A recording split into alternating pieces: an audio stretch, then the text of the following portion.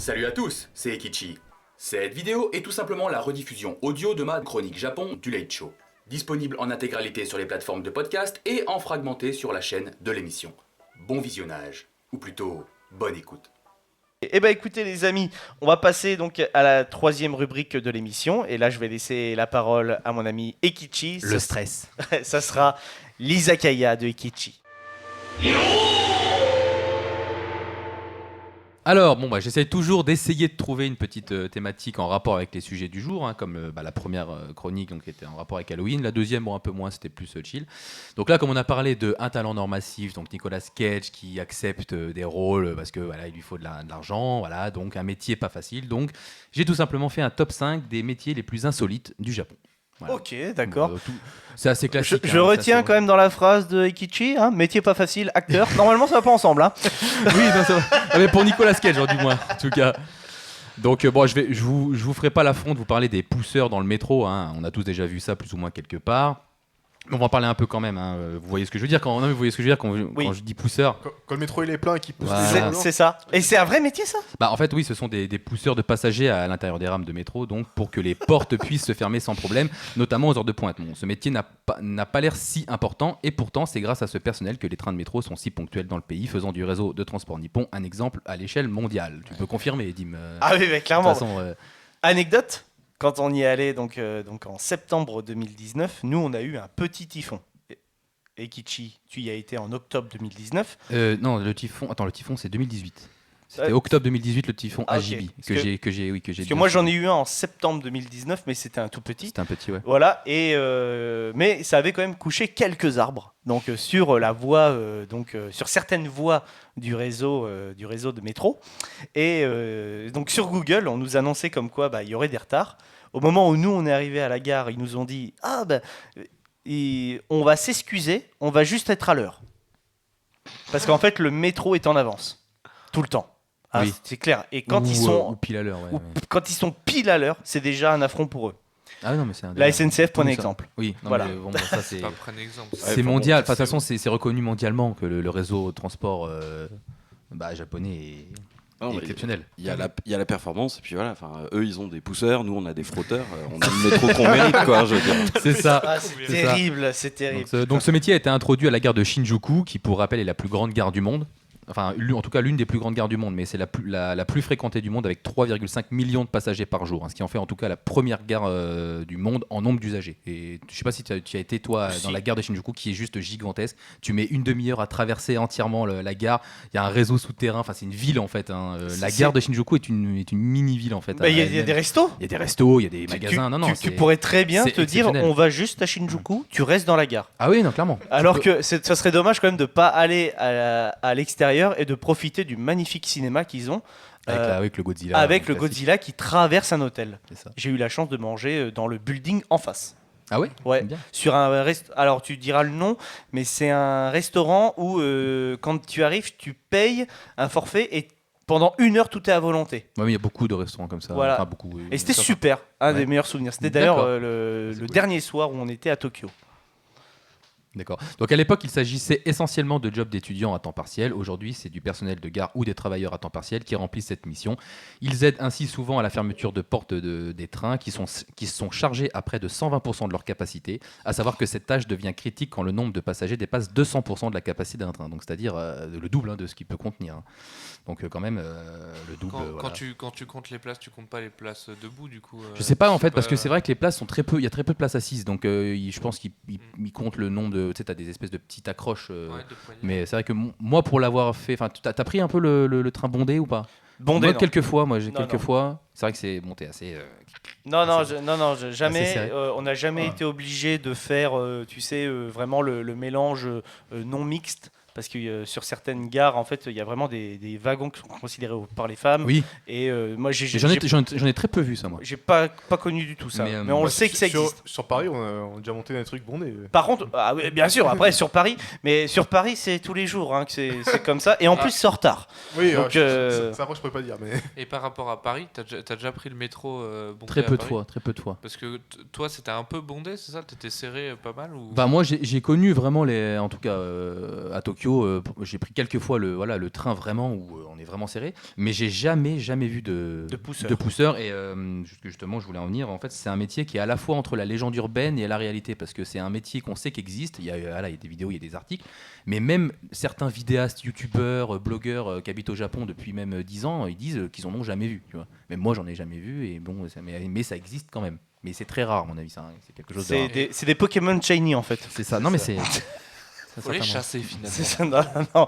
Mais voilà, parce que clairement, franchement, sans mentir, hein, tu prends la ligne Bercy-Gare de Lyon, heure de 17h, 18h, c'est sûr et certain, c'est blindé à Paris. Hein. Ouais, mais c'est Probable, pour ça, c'était par rapport à, pour comparer par rapport à ce qu'on a à Paris. Ouais, je sais C'est, pas, j'ai t'es très peu pris les pareil, transports ouais. à Paris, très peu de fois. Donc, Oh, franchement, je conseille pas. je Vraiment, je conseille pas. Non, mais vraiment, faut Non, dire les termes. Hein, c'est... Prenez les transports à Tokyo, c'est beaucoup plus. Allez à beaucoup Tokyo, plus prenez le chronométré. métro et puis voilà, revenez. Revenez.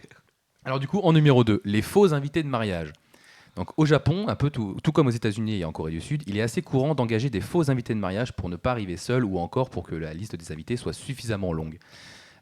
Ils se font donc passer pour qui vous voulez, amis, petit amis, membres de la famille. Certains clients peuvent ainsi dépenser plus de $200 pour un inconnu, pour qu'un inconnu vienne s'asseoir à leur table et puisse même faire des discours. Mais Voilà. non. Si, si. Oh, tu le payes pour faire un disque. Mais non, putain, imagine, je suis désolé, mais mon témoin s'est barré. Il faudrait que tu fasses. Ok, c'est $400. Non mais c'est un peu Ça, chaud c'est- quand même, toi, de louer en fait des gens tout simplement pour. Ouais, mais ça me surprend pas, c'est Oui, tellement oui. japonais. Ouais, hein. mais alors, en tout cas dans l'article que j'ai pris, ils disent que ça existe aussi aux États-Unis apparemment. Ah ouais, Ouais. Putain, ça, par contre, ça me choque. Ouais, étonnant, ouais. si, est-ce que t'as besoin d'un épisode de Malcolm où que t'as une fille qui paye Reese pour aller au bal. Ah, Avec oui, Ah, c'est vrai, peut-être, t'as ouais. raison. T'as raison, oui, c'est vrai. Dans le même genre, on a les locations de petits amis aussi au Japon et ça se fait. Ouais. Ah ouais Ça, c'est un bail un peu plus sombre. C'est les hostes pour les hommes et les hôtesses pour les femmes. En fait, c'est tu payes quelqu'un pour qu'il se fasse passer pour ton petit ami, tu lui offres des cadeaux, etc. Et ça en est très sombre. Hein. Il y a des femmes, ou même des hommes d'ailleurs, qui s'endettent littéralement pour Arrête. pouvoir continuer d'entretenir leur host tellement ils sont. Arrête. Et ça en vient même, il y a même des femmes qui se prostituent pour pouvoir payer leur host, donc leur faux petit ami, qui Non n'ont aucun scrupule à leur grappiller. Tu savais pas ça? Ah non À leur grappiller de Non. l'argent pour se faire. Et eux, pour eux, c'est le job, c'est ouais, mais j'en ai rien à foutre qu'elle s'endette. Voilà, ils lui offrent des cadeaux. Ils sont vraiment là pour se faire passer pour le petit ami. Il y en a qui deviennent accros à ça. Hein. C'est un bail, ça, c'est un bail un peu plus sombre pour le coup. Un peu plus sombre Bah, C'est c'est carrément oui, sombre, oui, non, les mais gars C'est carrément sombre. Et c'est illégal. En référence, il y a c'est quoi Ici Japon, la TEF d'ici Ouais. du Japon qui fait une vidéo. Il a fait toute une série de Ah, vidéos sur voilà. sur les métiers un peu crado. Voilà, sur le porno, sur la prostitution, Et etc. ouais. ouais. Je conseille. À voir, enfin si vous êtes curieux, parce que franchement, Ouais, c'est glauque, hein. Ouais, c'est C'est, Ah glauque. ouais Non. Mais ça me fait penser un peu dans le délire, mais je peux me tromper, mais c'est un peu ces bars-là aussi où on vient de choper dans la rue. Les bars, pour moi, c'est des bails super sombres aussi Oui, au en fait, Japon. oui, alors à Kabukicho, je le raconterai dans une prochaine chronique d'anecdotes, mais effectivement à Kabukicho, donc le quartier un peu chaud de Tokyo, qui est à Shinjuku, tu te fais rabattre toutes les 5 minutes, effectivement, les mecs qui sont là à te dire viens, et puis ils te montrent des catalogues de femmes à poil littéralement, alors toi tu te balades dans la rue. Ouais, Et mais ça c'est des traquenards. mais genre, t'as pas aussi des femmes qui sont déguisées, genre limite en cosplay, qui viennent t'aborder. Ça, c'est Si- pas les bars à host. Non, alors après, alors moi ne lisant pas et ne parlant pas le japonais, je sais pas, mais t'as tout simplement pour en avoir fait ce qu'on appelle des girls bars. C'est juste un bar dans lequel tu vas consommer. Il y a une ou deux demoiselles qui viennent juste accompagner, qui viennent s'asseoir à ta table, mais tu demandes rien. En fait, nous à la base, on y allait. Donc tout premier voyage, on y va avec un pote. On voit marqué girls bar. On y va, on boit une bière et tout, et on voit deux nanas qui viennent s'asseoir. Mais en fait, on a compris plus tard que en fait, elles sont là pour te tenir compagnie et que en gros, il faut que tu consommes, faut que tu leur payes déjà un verre et puis il faut que tu consommes. Après, à un moment donné, on voit un mec qui vient vers nous. Et donc il nous dit quelque chose, il nous parle, il nous tape sur Google Traduction et il nous dit si vous voulez continuer de rester, il faut reprendre une bière en fait, il faut que tu continues de consommer pour rester, tu vois, pour aussi payer la compagnie des filles. Nous on demandait rien en plus, à la base on pensait que, pour être honnête, on pensait que ça allait être un bar un peu à striptease ou que les filles allaient faire un show. On a marqué Girls Bar. Et en fait non, c'est des bars dans lesquels elle t'accompagne, tu payes la compagnie. C'est Putain, et ça du c'est coup- ouf. Du coup, le concept, c'est ça, c'est un bar à striptease sans striptease. quoi. C'est ça.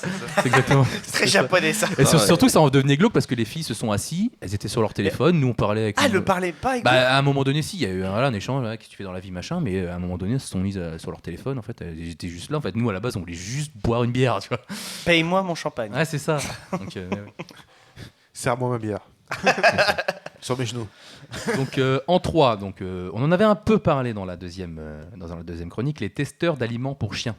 Oh, putain. Alors, alors, Je me souviens de ça. quand on dit que les animaux sont aussi bien traités que les humains, en voici la preuve. Au Japon, il existe carrément donc des gens qui sont payés pour goûter la nourriture pour animaux, un travail qui rapporterait entre 10 000 et 20 000 yens par jour, soit entre 70 € et 150 € par jour. Je vous avais même demandé si vous étiez prêt à le faire pour, allez, on va prendre la somme maximale, 150 €. Je me souviens, j'étais chaud. Ouais.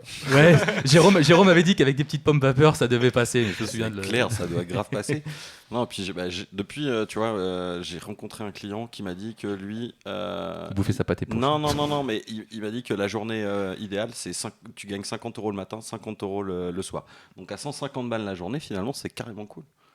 D'accord. Voilà. Non, ce qu'il faut savoir quand même que je crois quand on est dans le milieu de l'industrie, on se fait entre 60 et 70 € par jour. À peu près. Ouais, si tu prends Donc, une moyenne d'être payé 12 € de l'heure. Ouais, voilà.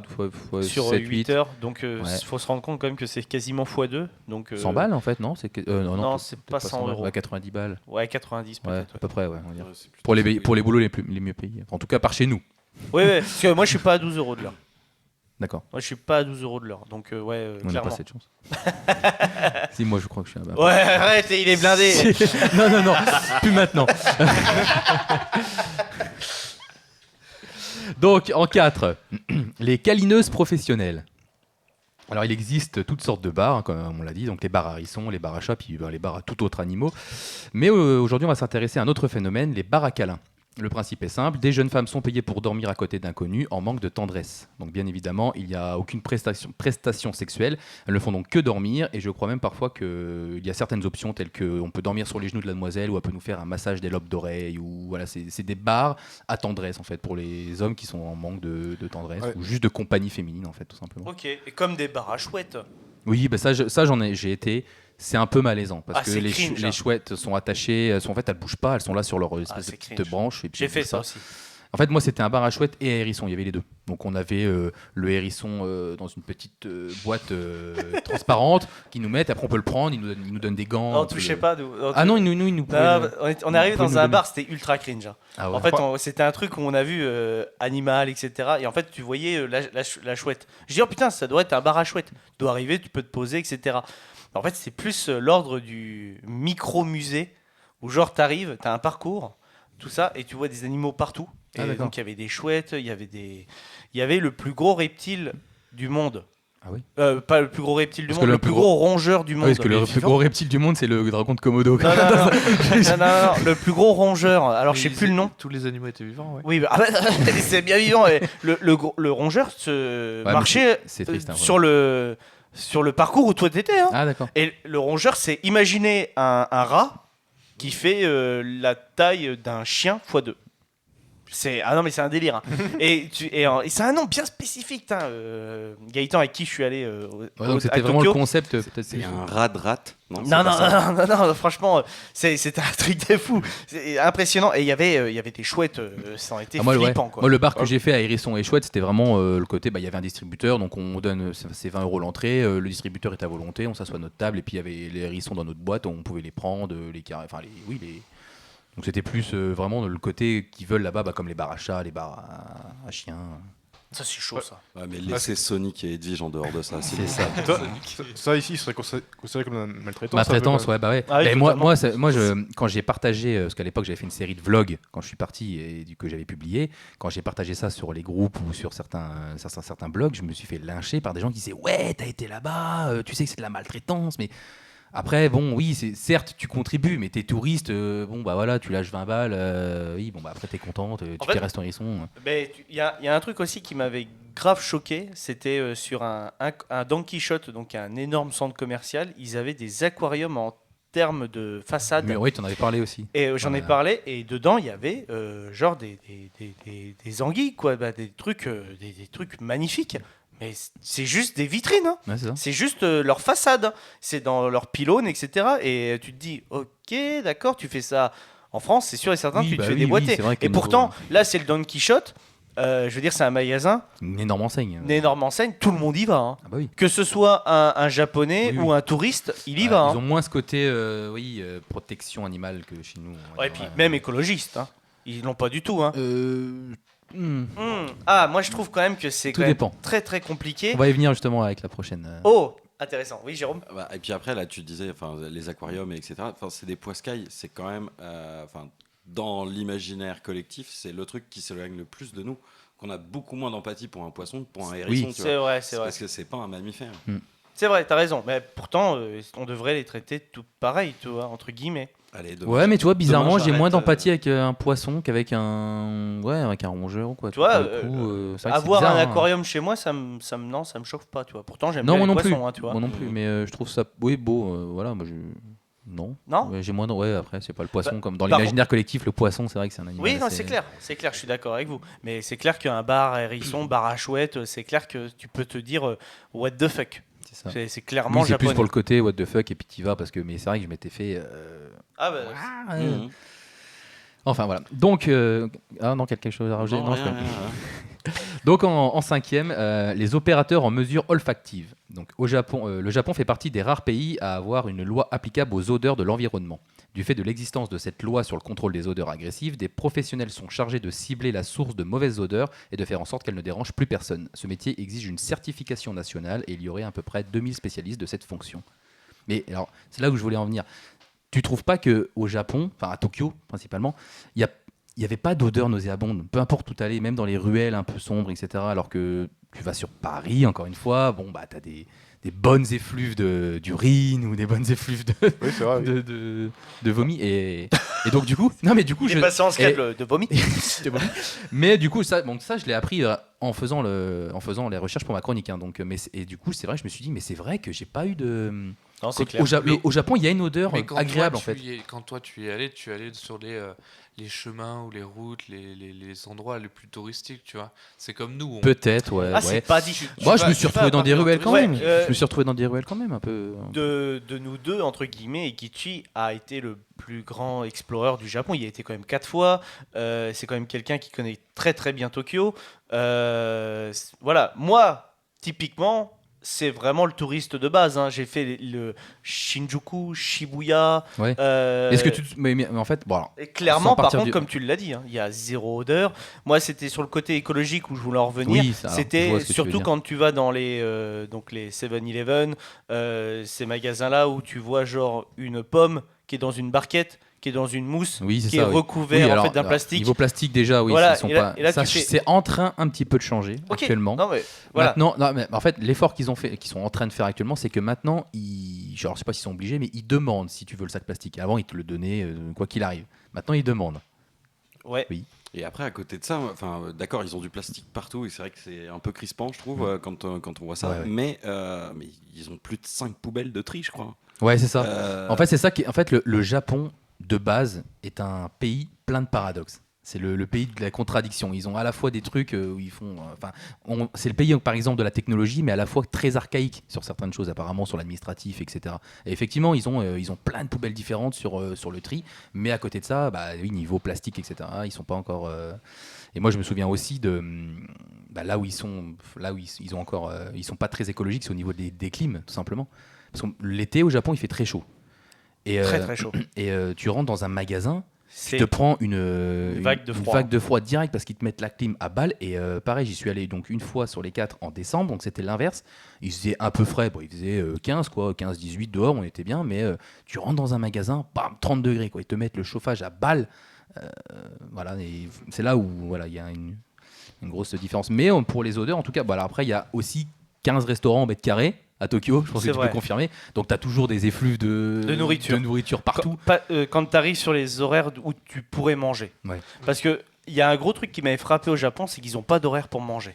Oui, ça aussi. Ça, en fait en les tant que restos Français- sont quasiment ouverts déjà quasiment à En tant 24. que Français, c'est compliqué. Parce que toi, tu te dis, bon, allez, Ouais, ça va être l'heure. tu sais, on va attendre, allez, midi, tu es dans un quartier un peu touristique, tu te dis, bon, bah, de toute façon, ça va être blindé. En Puis, fait, non. et en fait, non, pas du tout. Parce qu'en fait, eux, ils sont arrivés à 10h, ils ont déjà mangé en fait, le repas, ils vont remanger à 16h. En fait, tout dépend des boulots. En fait, c'est une telle fourmilière que ils ont tous des horaires différents et tout est ouvert. Un restaurant va être ouvert, je sais pas, j'ai une connerie, de 6h du matin à 22h le soir. Et puis, il va avoir, pour eux c'est limite le rush toute la journée. En fait. C'est exactement ça. Et quand je suis rentré, quand j'ai pris l'avion, on s'est levé à 3h du matin. Mhm. Le mec qui avait le Airbnb nous a emmenés à l'aéroport. Très gentil. D'ailleurs, à ce moment-là, j'y avais montré l'affiche japonaise du film Nicky Larson de Philippe Lachaud. Il avait adoré. Il a fait oh. Et en mode, ça arrive bientôt chez nous, ça. J'y avais dit que le film était bien, parce que nous, on l'avait déjà vu. Et en fait, à ce moment-là, quand on est passé, donc il était 3h30, 4h, il n'y a pas beaucoup de voitures. Donc il roulait tranquille, en fait, en plein milieu de Tokyo. Et on a pu profiter vraiment d'un environnement urbain, mais très lumineux, de néons, de choses comme ça. C'était super beau. Et là, tu te rends compte que tu te poses un peu, tu arrives à un feu rouge, tu tournes à droite, tu es un resto, il est 4h du matin, tu vois une dizaine de personnes qui sont en train de manger sushi, tu vois. Et c'est pas genre, entre guillemets, non, ils sont en train de petit-déj, ils prennent sushi, après ils vont aller bosser, et puis voilà quoi. Quand je suis allé, c'est ouf. quand je suis allé au Mont Fuji, on est allé dans un resto qui était dans le village pas très loin du Mont Fuji. Et là, à ce moment-là, il y avait tout corps de métier qui était là dans un resto où ça coûtait rien du tout. Et c'est ça qui était beau en fait. T'avais des mecs qui étaient en costume, t'avais des mecs qui étaient vraiment oui. habillés en travailleurs. Tu sentais que ça travaillait dehors et t'avais des bureaucrates en fait. Et t'avais des touristes, nous, t-shirts, sac à dos, vraiment des gaijins chez eux, tu vois. Et on était super bien accueillis dans la petite campagne. Alors que des fois sur Tokyo, j'ai trouvé que sur certaines enseignes, tu te sens un peu en mode, t'es refoulé, à part sur des enseignes, des grosses enseignes. Genre, il y a une enseigne qui est assez connue au Japon, tout est à 299 yens. Oui. Et tout. Donc, que ce soit la boisson, les plats que tu prends, etc. Mhm. Et on y a mangé plusieurs fois, donc dans les 15 jours où j'y étais. Là, ça va. Par contre, dès que tu sors et que tu vas dans un tout petit resto, là, je trouve que c'était Peut-être, oui, après t'es regardé. Ouais, un peu, parce que ouais. t'as des restaurants d'habitués. Et Ouais. voilà, où Ouais, ils clairement. aiment bien être tranquille. Donc, quand tu vois, il y a des gaijins. C'est ça. Et puis, tu as vraiment ce côté-là, Gaijin. Hein. Et puis, ils ont peur un peu de toi. Et puis, comme tu l'as dit aussi, dès qu'ils voient un occidental, directement, ils pensent à un américain. Voilà. Et c'est pour ça que tu conseilles dans tes vidéos d'arriver avec un pins du drapeau français. Voilà, ou tout de suite désamorcer en disant voilà, nous sommes français. Et voilà, je raconterai aussi des anecdotes qui ont complètement changé la personnalité de la personne en face de moi quand j'ai dit que j'étais français. Tu vois, c'est assez exceptionnel. Mais voilà, du coup, pour les odeurs et puis les restaurants, effectivement, donc, pas d'odeur nauséabonde. Et pourtant, Tokyo, qui est une énorme métropole. Et Après, je oui. pense que les Japonais, tu vois, ils filent droit, c'est carré. Oui, Oui, aussi, il doit être bien beaucoup sûr. plus propre qu'un Bien Parisien. sûr, oui, t'as aucun mégot par terre, aucun papier, t'as aucune. Les zones fumeurs sont respectées. C'est-à-dire zones que fumeurs. vraiment, entre guillemets, ils ont leur zone, tac. Et toi, et file droit, parce que je pense aussi que tu as l'autorité derrière. Tu vois, tu fais une connerie, bam, Ah bah oui. c'est. Oui, non, après c'est vraiment une autre façon de penser, mais c'est clairement pour ça, entre guillemets, que quand il y a de la criminalité chez eux, ils en parlent pendant des mois et des mois parce qu'ils sont tellement pas habitués à ça. Ah bah oui. Donc ça, c'est Tev de Ici Japon qui en parlait justement, comme quoi c'était sur sa vidéo des idoles. Voilà, parce que ça aussi c'est un bail un peu sombre, Mhm. hein, les idoles Oui, oui. Ouais, clairement. au Japon. Donc voilà, peut-être qu'un jour t'en parleras, peut-être pas. Je suis pas assez calé sur le. Mais oui, si je potasse un peu le sujet, oui, ça peut être intéressant. Mais ouais, c'est. Mais ça c'est un bail Beaucoup de vraiment bails très sombres, sombre. Hein. C'est très Donc sombre. voilà. Bah, mais merci, le hein. Japon, en tout cas, enfin, la Tokyo a une bonne odeur. Moi, Oui, je trouve non, que c'est- quand t'es là-bas, voilà, tu. Déjà c'est une odeur d'y retourner. C'est ça. Ah, vraiment, franchement. Non, puis comme tu dis, après, mais alors. Toi, tu dis que tu as été un peu perturbé par le côté faut manger à telle heure. Moi, quand je vais là-bas, je me fais tout de suite en fait, je mange quand j'ai faim parce que je me dis que tout est tout le temps ouvert, même les supérettes, les combis. Ouais, non, bah en fait. Je me pose même pas la question de c'est l'heure de manger. Genre, si j'ai faim, je sais que je trouverai à manger quoi qu'il arrive. C'est ça qui est beau en fait. Ouais, mais j'étais trop en fait ancré dans. Oui, dans les en stéréotypes même temps, français, voilà. on a nos habitudes. Voilà le côté en mode 3 repas par jour, etc. Ouais, c'est mais clair. en fait, ils connaissent pas ça. Moi, je me souviens d'une façade, enfin, je sais pas, ça m'avait marqué, une façade de restaurant où j'avais vu donc les heures d'ouverture, c'était marqué de 6h du matin à 3 ou 4 heures. Genre, c'est fermé 2 heures par jour. Et En ils dorment fait, quand Bah, en fait, je pense que c'est un roulement pour le coup, tu vois. Mais ils dorment très peu. Oui, aussi. Mais je pense que c'est un roulement, mais genre, ça me faisait marrer. Je me suis dit, en fait, autant le laisser ouvert 24 heures sur 24, mais je pense que c'est peut-être 2-3 heures dans lesquelles ils vont faire le ménage, etc. Tu vois, ou je sais pas, mais c'est pour te dire que c'est quasiment du 24 sur 24. Quoi. Bah écoute, merci beaucoup en tout cas Ikichi. Esteban, Jérôme, Gary, est-ce que le Japon, ça serait quand même une destination qui vous plairait d'aller ou pas, ou en termes de voyage, il y a une destination qui vous ferait kiffer? Parce que c'est vrai Alors, qu'avec ouais. avec les chroniques de Ikichi, c'est ça qui est vraiment bien, c'est que tu as le côté des paysans parce qu'on sent qu'il y a été. Tu vois. Et Regardez ma chaîne YouTube. Ikichi Nissan qui est toujours référencé à la fin de chaque vidéo YouTube du Late Show. Toi donc Esteban, un endroit que tu aimerais bien aller, peut-être le Japon. N'importe lequel. Ouais. Moi je veux aller partout. Moi. Ouais. Non mais en fait avec le streaming aujourd'hui, t'as des films sur n'importe quel pays, sur n'importe quelle passion dans un pays ou quoi. Ça donne envie d'y aller des fois. T'as envie d'aller partout quoi. Moi, quand je revois un film ou une série, par exemple la dernière fois que j'ai regardé Alice in Borderland, tout de suite, moi, putain, j'ai trop envie d'y retourner. Enfin, tu vois ça, tu vois. Ouais, Et voilà. tu, putain, je connais, là, j'y ai été, tu vois, c'est trop Après marrant. tu regardes Le Seigneur des Anneaux. Australie. Tu Oui, vois. bon là. Nouvelle-Zélande. Nouvelle-Zélande. C'est vrai que la Nouvelle-Zélande, pour les décors du Seigneur des Anneaux, de tout ça, ça j'aimerais. Mais ce qui après- freine, c'est quand même le 24 heures d'avion. Hein. Oui, bah oui. Bah, c'est à l'autre bout. Hein. Là, c'est carrément à l'autre bout. Après, Hein. après, tu regardes What's Up in a Time in Hollywood et là tu dis bah faut vraiment que j'aille aux US, tu vois. Ouais, c'est vrai. Enfin, n'importe quel film me donne trop envie. Après, tu vois, c'est ça qui est. En fait, les USA, je trouve qu'ils ont une façon pas biaisée, mais l'USA que j'aurais aimé voir est déjà passé. J'aurais aimé voir cette USA des années 50, des 50. des années 50, des années 60, des années 80, tu vois. Le côté diner, même s'il y est toujours un peu, tu vois, mais Ah, mais me dis pas que t'as pas envie d'aller à LA là tout de suite, tu vois. si tu me dirais j'ai un billet d'avion, la personne voilà. avec qui je dois y aller se désiste, est-ce que tu veux venir? Là c'est oui, parce que LA représente entre guillemets peut-être ce qui me fait plus kiffer dans la vie, le cinéma, tu vois, mais c'est parce que ça représente ça que j'ai envie d'aller à LA, mais sinon les États-Unis ne m'attirent pas spécialement, tu vois. Ouais, Beaucoup entre guillemets Beaucoup. fantasques sur le pays, je le trouve très archaïque sur beaucoup de points, tu vois. Je dis pas que j'aime beaucoup ce pays ou n'importe quel pays dans lequel j'ai envie d'aller. Juste, j'ai envie de passer un peu de temps là-bas pour voir le Ouais. rythme de vie. Et Ouais, je kiffer, comprends. tu vois, ouais. Ah, je comprends. Tu vois, exemple tout con, un pays qui est juste à côté de chez nous et qui est super bien, que j'ai beaucoup aimé aller en Angleterre. Tu vois, j'aime la mentalité, j'aime aller à Londres, c'est une ville où ça bouge.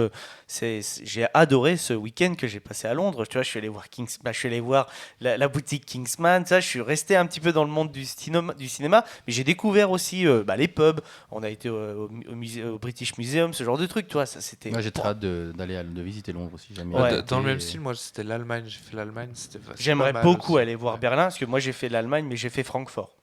Mais j'aimerais beaucoup aller à Berlin. Jérôme, toi un petit peu, tu as beaucoup voyagé. Je sais que tu es un voyageur. Hein. Ça m'est arrivé. Mais après, c'est parce que j'ai eu la chance d'avoir une année en Erasmus au centre de l'Europe. Donc derrière, forcément, tous les pays voisins, quand tu es en Hongrie, qui est un pays qui est grand comme la Bourgogne-Franche-Comté, c'est déjà plus simple de passer d'un pays à un autre. C'est Voilà. clair. Mais ouais, non, c'est cool de pouvoir s'imprégner et puis alors, rester quelque part et voir les choses comme comment elles se passent au quotidien et puis ce qui se passait à ce moment-là politiquement et quand on voit qu'ils sont toujours dans la mouise pour laquelle ils ont voté il y a 12 ans, ça craint. Mais après, donc, ouais, dans des projets de voyage, moi, le plus proche, c'était plutôt d'aller faire les États des pays baltes. Mais avec le conflit en Ukraine, c'est encore pas le moment d'aller dans ce coin-là. Sinon, il y a l'Islande. Le Japon, c'est sur la liste, mais c'est excessivement cher. Je trouve ça très très cher. Et sinon, après, il y a les États-Unis. Mais alors moi, c'est pas LA ou je veux bien aller voir New York un petit coup, etc. Moi, Texas. Non.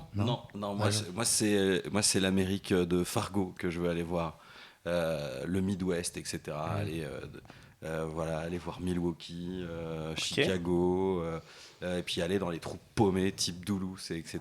Et puis ensuite descendre, aller voir mon pote Guillaume que je salue au passage à Phoenix. Et voilà. Et là après, ça, ce serait un bon gros programme pour les États-Unis. Ok. Moi, aux États-Unis, si je devais choisir une ville, j'aimerais beaucoup aller voir la ville de Rocky, par exemple. Découvrir les lieux de tournage de Rocky Balboa, tu vois. C'est Portland. Portland. Ah, mais non, mais puis il est à Philly. Ah, Philadelphia, c'est ça. Philadelphie. Ouais, Philadelphia. Donc ouais. Ouais, ça, toi, ça c'est le genre de Je truc. suis Ouais. pas très footing, mais je veux bien monter les marques. Ouais, moi aussi, tu vois. Bon, Gary, là, niveau voyage, le Japon, c'est pas quelque chose qui t'intéresserait, je pense. Bah, à Tokyo, il y aurait que 2 choses. Ouais. La Tour Konami et un Pokémon Center. Ah oui, les Pokémon Center, oui. Ça, je dis pas non, mais après Tokyo, non, c'est mort. J'aime pas les grandes villes de base. Ouais. Ouais, mais tu vois, pareil, moi je suis pas. Alors, je suis pas agoraphobe, mais j'aime pas non plus le côté trop citadin. Toi, Paris, j'aime pas, même là, chez nous, en pleine Bourgogne, notre ville de Sens, toi, j'aime pas trop me balader en ville. Et voilà, moins je croise de gens, mieux c'est. Et par contre, quand je suis à Tokyo, bizarrement, bah. Enfin, ouais, ça me dérange pas. En fait, c'est vraiment la mentalité qui te fait changer, en fait, tout de suite. Peut-être. Mais le fait d'être. Qu'il y ait beaucoup de monde. Ouais. Ouais, mais après, quand t'es dans les rues, quand tu te promènes, voilà, t'es pas non plus. T'es pas en surpeuplage non plus. Mais Gary, toi, t'as pu faire aussi l'Islande. Oui, là, pour le coup, il y a moins de monde. Voilà, mais après, le Japon, pourquoi pas, moi, ce serait plutôt pas dans une ville, tu vois, ou plutôt nature, tu vois. Ok. Non, mais je comprends. Moi, je préfère ce type de voyage, tu vois. Ouais, du coup, si l'Islande je le ferais, était un bon choix. si je le ferais un jour, c'est ça. Mais du coup, l'Islande était un très bon choix. La Nouvelle-Zélande et voir les lieux du tournage du Seigneur des Anneaux, qui est complètement en pleine nature, tu kifferais. Oui, je pense, oui. Ouais, ça c'est clair. Eh ben écoutez, les amis. Et toi, l'Islande, même Reykjavik, la plus grande ville, ça passe, tu vois. Parce que c'est une ville, mais c'est que 300-400 000 habitants, ça passe, tu vois. Oui, complètement. C'est clair. Et puis, très bon souvenir, même si tu étais en Erasmus, quoi. Et toi, Ikichi, bon, je sais que tu as envie de retourner au Japon, mais Alors, il y en aura un autre? Alors, le Japon, à la base, oui, j'avais continuellement envie d'y retourner, mais là, maintenant, donc déjà, je me dis qu'il faudrait que je commence quand même à visiter les pays les voisins, quand même. On a des pays d'Europe dans lesquels je suis jamais allé. Moi, j'ai uniquement voyagé au Japon et 4 fois dans toute ma vie, donc je n'ai jamais fait un autre pays étranger. Donc, j'aimerais beaucoup aller en Italie. Alors, en amoureux, de préférence, mais voilà, à Londres, on prévoit un jour d'aller, enfin, de m'emmener à Londres, donc on verra si on peut faire un truc spécial light show là-bas. Moi, je kifferais, même l'Allemagne. J'aimerais beaucoup. J'aimerais beaucoup aussi aller en Norvège, en Finlande. Le truc de Potterhead là. Ouais. Ah ouais, Ouais, de ouf. ça serait énorme. Bah Ça serait énorme. Norvège, Finlande, j'aimerais beaucoup. L'Islande aussi. Voilà, donc je pense que dans les prochaines années, je vais privilégier un peu les pays voisins. Et après, j'aimerais beaucoup aussi aller en Corée du Sud, ne serait-ce qu'une fois. J'aimerais pour bien comparer aller en en fait Corée. le côté un peu Japon mélangé au côté un peu américanisé du coup des Coréens qui sont beaucoup plus ouverts sur certains trucs et voilà, il y a moyen de s'éclater. Mais je sais que le Japon, j'y retournerai. C'est une évidence. Voilà. Et ben écoutez les amis, merci beaucoup de nous avoir écoutés. J'espère que cette émission vous aura plu. N'hésitez surtout pas à la partager sur les réseaux sociaux et à nous mettre une petite note, en tout cas sur les sites de streaming. N'hésitez pas à vous abonner à la chaîne YouTube. Je le répète, voilà, c'est le Late Off. N'hésitez pas à nous retrouver sur les réseaux. Merci aux chroniqueurs qui étaient là ce soir. Merci à vous qui nous avez écoutés. Et on se retrouve très très vite pour parler de cinéma sur Internet. Salut à tous.